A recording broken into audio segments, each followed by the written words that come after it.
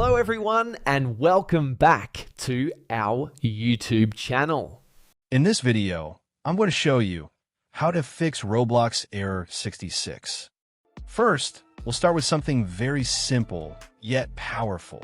So over the time, apps store temporary files to load faster, but sometimes those files get corrupted and the app starts acting weird. To resolve this issue, we will first head over to our device settings. From here, scroll down and tap on General.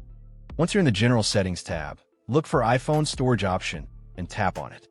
Over here, you can either search for the app or you can scroll down and look for it. Then tap on the app.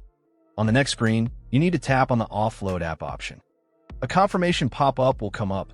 Now tap on the Offload App option here. It'll take a bit for processing, and then a reinstall button will show up. Simply tap on it to reinstall the app. This should resolve the issue, but if it doesn't, then you need to check if the app is running an older version. Head over to App Store.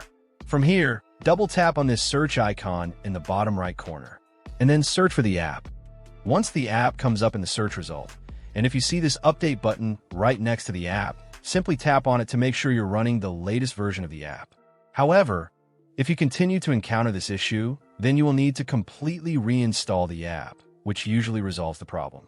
Head over to this screen the way we did before. And over here, tap on the Delete App option here to uninstall the app from your device. A confirmation pop-up will come up. Now tap on the Delete option here. Once uninstalled, open up App Store and search for the app in the search bar. After the app comes up in the search result, simply click on this cloud icon to install it back onto your device. Hopefully, this resolves the issue. If it does, consider sending a super thanks to support our channel. And also don't forget to hit the subscribe button. We'll see you in the next video.